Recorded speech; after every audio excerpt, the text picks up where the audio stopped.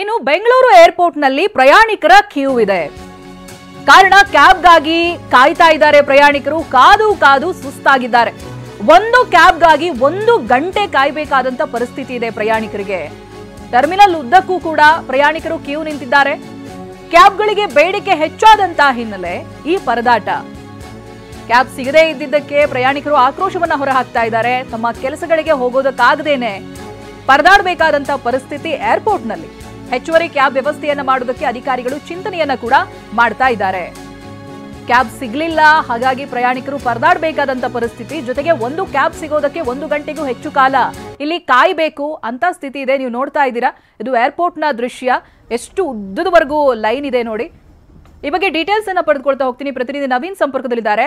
ನವೀನ್, ಅಲ್ಲಿ ಓಲಾ ಝೋನ್ಗಳು ಹಾಗೆ ಊಬರ್ ಝೋನ್ಗಳೆಲ್ಲವೂ ಕೂಡ ಇರುತ್ತಲ್ಲ, ಆ ಝೋನ್ನ ಫೋಟೋಸ್ಗಳ ಇವೆಲ್ಲವೂ ಕೂಡ ಎಷ್ಟೊತ್ತು ಕಾಯ್ಬೇಕಾಗಿರುತ್ತೆ? ಯಾಕೆ ಇವತ್ತು ಕ್ಯಾಬ್ಗಳ ಅವೈಲಬಿಲಿಟಿ ಇಲ್ಲ ಅನ್ನೋದಾಗಿ ಪ್ರಯಾಣಿಕರಿಗೆ?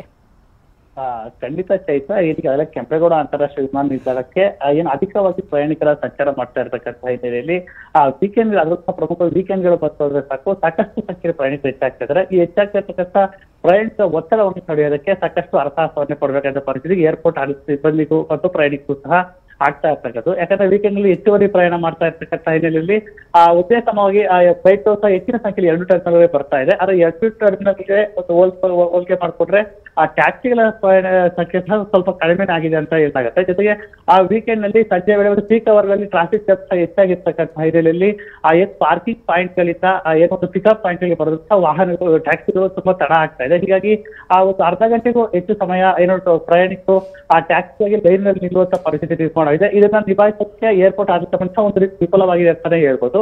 ಯಾಕಂದ್ರೆ ಕಿಲೋಮೀಟರ್ ಗಟ್ಟಲೆ ದೂರದಲ್ಲಿ ಪಾರ್ಕಿಂಗ್ ಪಾಯಿಂಟ್ ಅನ್ನ ಕೊಟ್ಟು ಪಿಕಪ್ ಪಾಯಿಂಟ್ ಅನ್ನ ತುಂಬಾ ದೂರ ಕೊಟ್ಟಿರ್ತಾರೆ. ಅಲ್ಲಿಂದ ಅಲ್ಲಿಗೆ ಬರೋದಕ್ಕೆ ಒಂದು 20 ನಿಮಿಷ ಟ್ಯಾಕ್ಸಿಗಳಿಗೆ ಸಮಯಾವಕಾಶ ಹಿಡಿತಾ ಇದೆ. ಹೀಗಾಗಿ ಆ ಸಮಯದಲ್ಲಿ ಹೆಚ್ಚುವರಿ ವಿಮಾನಗಳು ಬರ್ತಾ ಇರ್ತಕ್ಕಂಥ ಇಲ್ಲಿ ಹೆಚ್ಚಾಗಿ ಪ್ರಯಾಣಿಕರು ಬಂದು ಅಲ್ಲಿ ಸಂಚಾರ ದಟ್ಟಣೆಯಾಗಿ ಅಲ್ಲಿಂದ ಪ್ರಯಾಣಿಕರು ಟ್ಯಾಕ್ಸಿಯನ್ನ ಹಿಡಿದು ಹತ್ಕೊಂಡು ಹೋಗೋದೇ ದೊಡ್ಡ ಅರ್ಥಾಸ ಪರಿಣಾಮ. ಹೀಗಾಗಿ ಆ ಟ್ಯಾಕ್ಸಿ ಚಾಲಕರ ವಿರುದ್ಧ ಏನೊಂದು ಪ್ರಯಾಣಿಕರ ಆಕ್ರೋಶವನ್ನು ವ್ಯಕ್ತಪಡಿಸ್ತಾರೆ. ಅದೇ ರೀತಿ ಆ ಟ್ಯಾಕ್ಸಿ ಚಾಲಕ ಸಹ ಏರ್ಪೋರ್ಟ್ ಆಡಳಿತ ಮಂಡಳಿ ವಿರುದ್ಧ ಒಂದು ಆಕ್ರೋಶವನ್ನ ವ್ಯಕ್ತಪಡಿಸಿದ್ದಾರೆ. ಯಾಕಂದ್ರೆ ಪಾರ್ಕಿಂಗ್ ಪಾಯಿಂಟ್ ಅನ್ನ ಹತ್ತಿರದಲ್ಲಿ ಕೊಟ್ಟರೆ ನಮಗೂ ಅನುಕೂಲ ಆಗುತ್ತೆ, ಪ್ರಯಾಣಿಕರಿಗೆ ಮತ್ತಷ್ಟು ಸೇವೆ ಕೊಡೋದಕ್ಕೆ ಅವಕಾಶ ಸಿಗುತ್ತೆ. ಹೀಗಾಗಿ ಪಾರ್ಕಿಂಗ್ ಪಾಯಿಂಟ್ ಸಮೀಪದಲ್ಲಿ ಕೊಡಬೇಕು ಅಂತಕ್ಕಂಥ ಒತ್ತಾಯವನ್ನು ಸಹ ಈಗಾಗಲೇ ಟ್ಯಾಕ್ಸಿ ಪ್ರಯಾಣಿಕ ಸಹ ಟ್ಯಾಕ್ಸಿ ಚಾಲಕರು ಪ್ರಯಾಣ ಮಾಡ್ತಾ ಇರ್ತಕ್ಕಂಥದ್ದು.